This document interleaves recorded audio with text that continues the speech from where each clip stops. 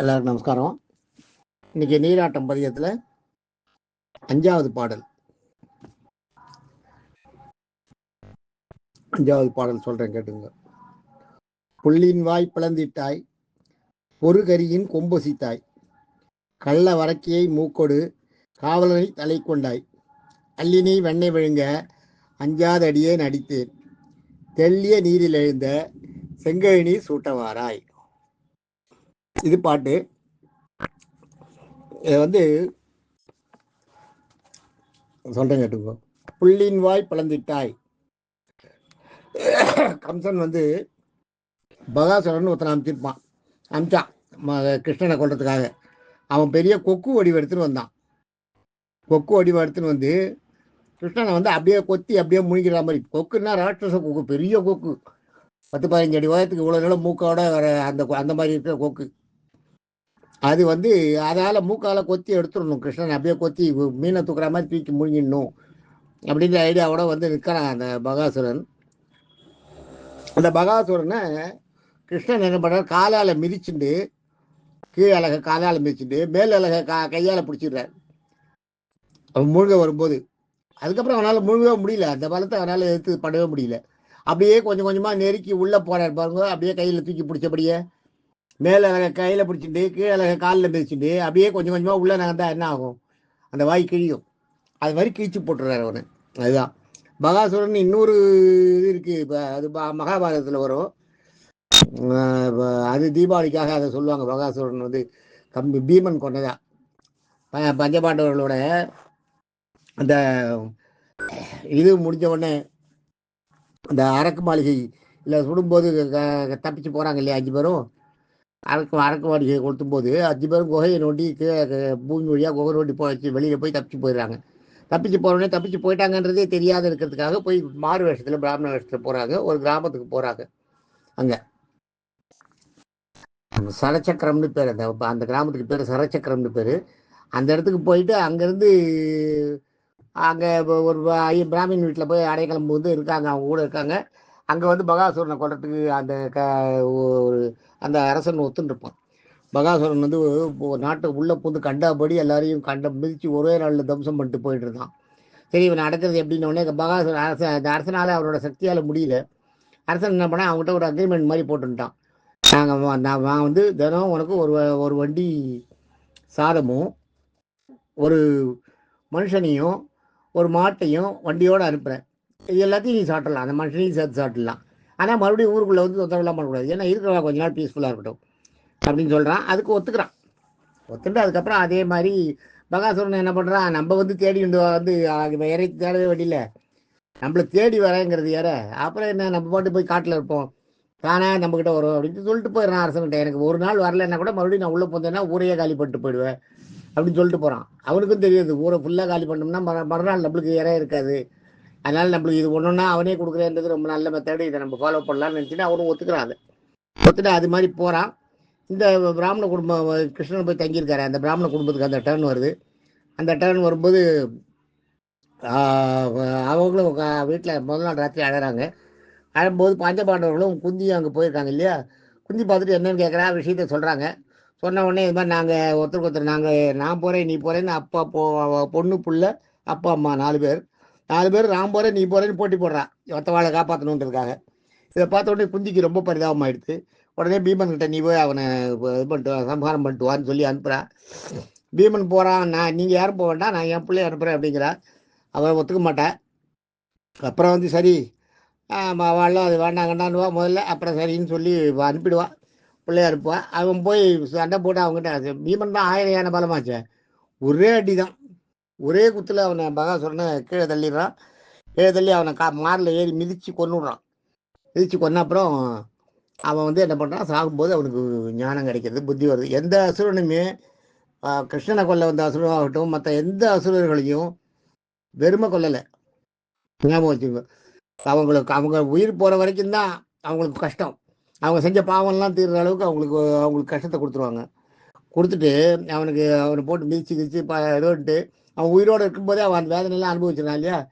அவன் உயிர் பிரியும் போது அவனுக்கு மோட்சத்தை தான் கொடுக்குறா பெருமாள் எல்லாருக்குமே.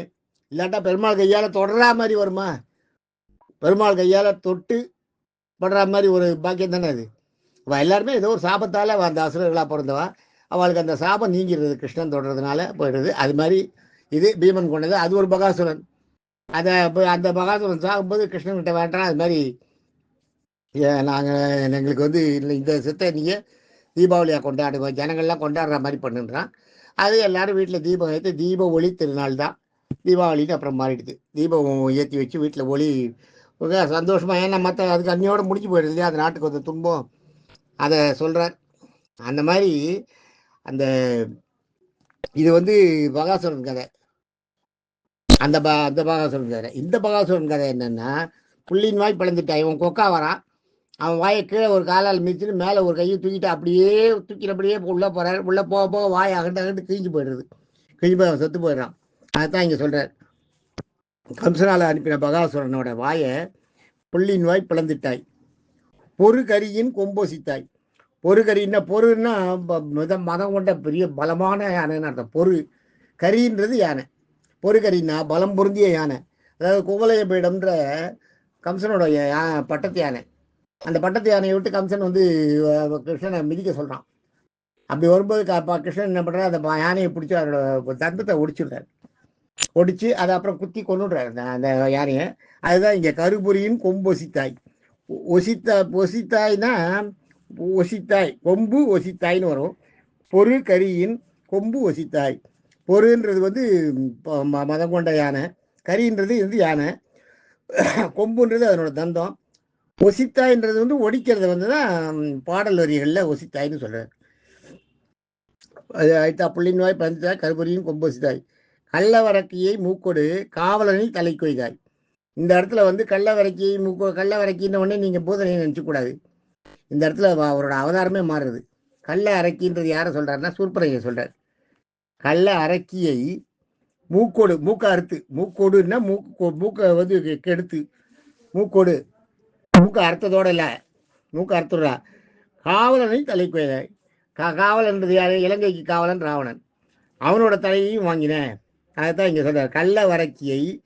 கள்ள அரக்கியை மூக்கொடு காவலனை தலை கொண்டாய். அங்கே ராமாவதாரத்தில் சூர்பனையை மூக்க அறுத்ததோடு இல்லாமல் காவலனை, அந்த இலங்கை காவலனான ராவணனை தலையை அவன் தலையை அறிஞ்சிடுற சீவிடுற அப்படின்னு சொல்கிறார். அதை அந்த மாதிரி பெருமாளோட பெருமை இது வரைக்கும். புள்ளின் வாய் பிளந்துட்டாய், பொறுகரியின் கொம்போசித்தாய், கள்ள வரைக்கியை மூக்கோடு காவலனை தலை கொய்தாய், அள்ளினி வெண்ணெய் விழுங்க அஞ்சாத அடியே நடித்தேன். முதல்ல இப்போ கிருஷ்ணன் வந்து வெண்ணெய் அள்ளி தின்னும் போது எல்லாருக்கும் கோபம் வருது இல்லையா, யசோதைக்கும் கோபம் வருது. அதுக்குள்ளே வச்சுக்க வெண்ணெயே வைக்க முடியல, வீட்டில் வச்சா காலி ஆகிடுறது. எந்த காரியத்துக்கும் வெண்ணெயே வீட்டில் வைக்க முடியல. வச்ச உடனே அதை எடுத்து உடச்சி முதல்ல தின்ட்டு போய்டுறாரு கிருஷ்ணன். அதனால் கோபம் வந்து அஞ்சாவது அடியே எடுத்தேன். நீ வெண்ணெய் எடுத்து சாப்பிட்டதை நீ அப்படியே முழுங்கிறத பார்த்த உடனே எனக்கு கோபம் வந்து உங்ககிட்ட பயமே இல்லாமல் வந்து ஒன்று அடின்னு அடித்தேன். நான் அஞ்சாவது அடியேன்னு அடித்தேன். நான் ஒன்று அடிச்சிருக்கேன், அதையெல்லாம் நீ மனசில் வச்சுக்காத. அதெல்லாம் அம்மா வந்து ஒரு பொய் கோபத்தில் அடிக்கிறது, அதெல்லாம் பெரிய விஷயம் இல்லை, அதையெல்லாம் நீ மனசில் வச்சுக்காத அப்படின்னு சொல்கிறார். அள்ளினி வெண்ணெய் விழுங்க அஞ்சாவது அடியேன்னு அடித்தேன். தெள்ளிய நீரில் எழுந்த, தெள்ளியன்னா தெளிவானன்னு அர்த்தம். அந்த இடத்துல தெளிவான நீரில் எழுந்த, தெளிவான நீரில் தண்ணீரில் எழுந்தன்னா முளைச்சி வெளியில் வந்த, தெளிவான தண்ணீரில் தெளிவான தண்ணியில் மேலே முளைச்சி வந்த, தெள்ளிய நீரில் இருந்த செங்கழி நீர் சுட்ட வர. செங்கழி நீர் செங்கழி நீர்னா செங்கழினாலேயே உங்களுக்கு செங்கழினாலேயே தாமரை ஞாபகம் வச்சுங்க. செங்கழினா தாமரை, தாமரை பூக்கு பேர் தான் செங்கழின்னு பேர். செங்கழி நீர்ன்றது தாமரைப்பூ. அதான் தாமரை பூவுக்கு வந்து நீர்னுவாங்க. செங்கழி நீர்னா நல்ல செழுமையான தண்ணியில் முளைச்ச தாமரை பூன்னு அர்த்தம். செங்கழி நீர் சூட்ட வாரை, அதை நீ சூட்டிக்கிறதுக்கு கையில் வச்சுட்டு உனக்காக காத்துட்டுருக்கேன். தாமரை பூவை வச்சுட்டு நல்ல செங்கழி நீர் இதில் செழுமையான தண்ணியில் வளர்ந்து, தெள்ளிய நீரில் வளர்ந்து, சுத்தமான தண்ணியில் வளர்ந்து தாமரை பூவை தாமரை மாலையை கையில் வச்சுட்டு காத்துட்டுருக்கேன், அதை சூட்டிக்கிறதுக்கு வா அப்படின்னு கூப்பிடுறதா இந்த பாட்டில் பெரியாழ்வார் யசோதையோட யசோதையா தன்னை மாற்றிட்டு சொல்லியிருக்காரு. யசோதை சொல்கிற மாதிரி பெரியாழ்வார் சொல்லியிருக்காரு.